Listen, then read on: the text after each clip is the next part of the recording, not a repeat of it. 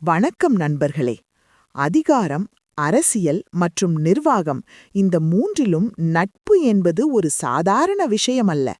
நாம் யாரை நண்பன் என்று நம்புகிறோமோ அவர் உண்மையில் நண்பர்தானா அல்லது தேவைக்காக நடிக்கும் ஒருவரா?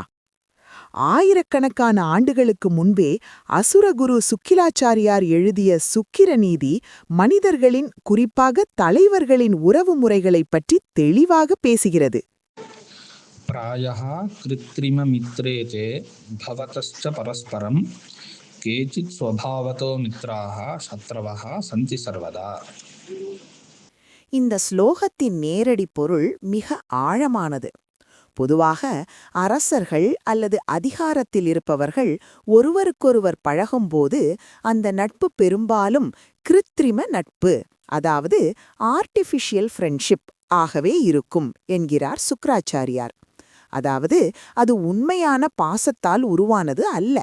அது ஒரு தேவைக்காகவோ அரசியல் காரணத்திற்காகவோ உருவாக்கப்பட்ட செயற்கையான நட்பு. ஆனால் விதிவிலக்காக சிலர் மட்டுமே ஸ்வபாவதோ மித்ரா, அதாவது இயற்கையாகவே எந்த எதிர்பார்ப்பும் இல்லாமல் உண்மையான நண்பர்களாக இருப்பார்கள். அதேபோல சிலர் இயற்கையாகவே எதிரிகளாகவும் இருப்பார்கள். இதை நாம் இன்னும் ஆழமாக புரிந்து கொள்ள வேண்டும். சுக்கிரநீதி ஒரு அரசியல் நூல். ஒரு நாட்டை ஆளும் அரசன் அண்டை நாட்டு அரசனிடம் அன்பு பாராட்டுவது அவனது இயல்பான குணமல்ல, அது அவனது ராஜதந்திரம். தேவை இருக்கும் வரை மட்டுமே இந்த உறவு நீடிக்கும் என்பதே கிருத்திரிம நட்பு. இங்கே பாசத்தை விட பயனும் பாதுகாப்பும் தான் முக்கியம். இரண்டு அரசர்கள் கைகுலுக்கும்போது அங்கே இரண்டு இதயங்கள் இணைவதில்லை, இரண்டு மூளைகள் கணக்கு போடுகின்றன. ஆனால் சுபாவ நட்பு என்பது இரத்த உறவு போன்றது அல்லது பால்ய நட்பு போன்றது. அங்கே கணக்குகள் இருப்பதில்லை.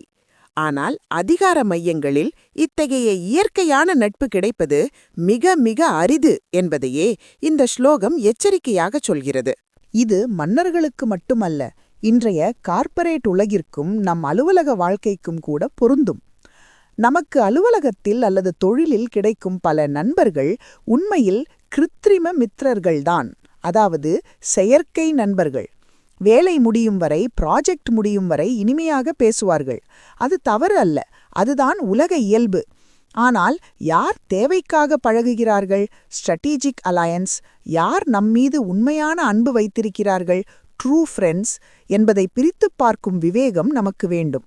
எல்லோரையும் நம்பி ஏமாந்து விடாதீர்கள் என்று சுக்கிரநீதி நமக்கு வழிகாட்டுகிறது.